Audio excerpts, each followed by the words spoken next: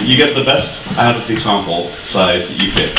The sample size is going to be, and they calculated this, n over e. So if your n is 50, e is 2.7 something, so it's going to be around like 20 something.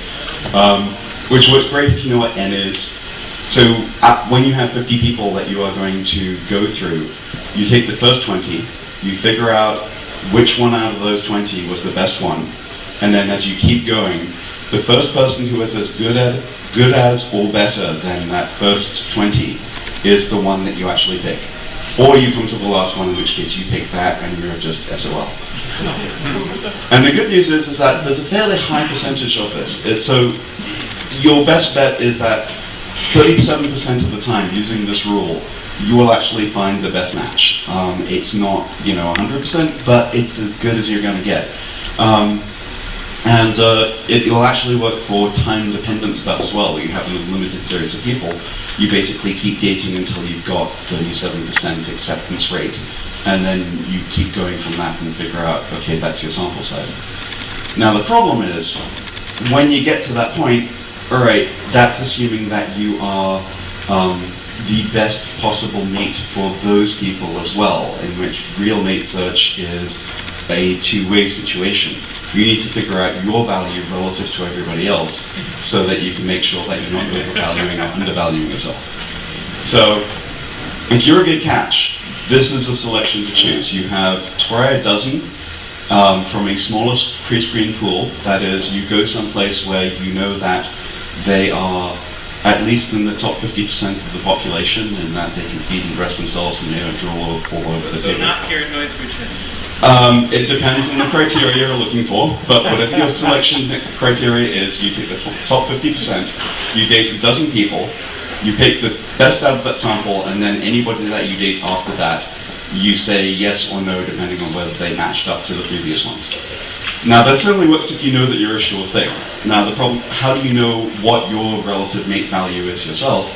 Well, they've actually done a number of studies on this using interesting multi-agent systems and God knows what else. And it turns out that adolescence is the way that you figure this out. You date people in adolescence.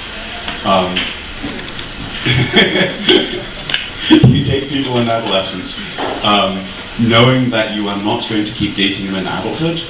And if you date somebody and they're higher value than you thought you were, then you up your value. If they're lower value than you think they were, then you lower your value.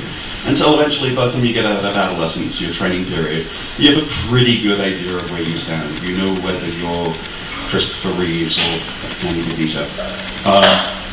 And then after that, if you have, so 20 matches is more than enough, even if you don't know the total pool size, because it turns out to be an axiomatic 1 of 3 again. And then after that, you are good to go. All right, questions?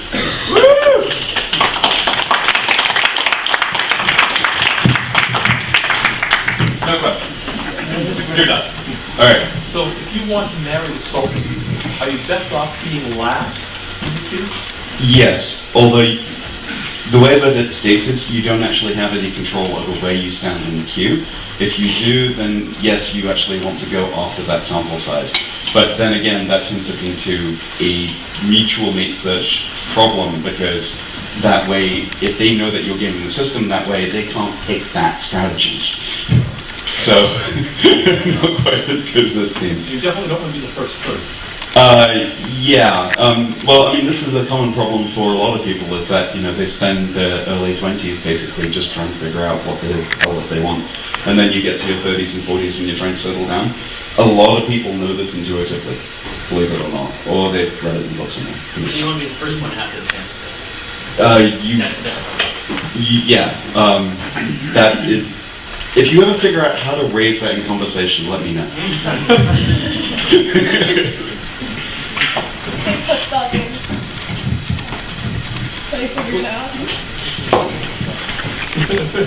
This all made me very nervous, actually. I'm thinking like, oh no, what happens if people pretend? What happens if it's not just a simple yes or no? What happens if, everyone dies and you have to go find another one? I don't know.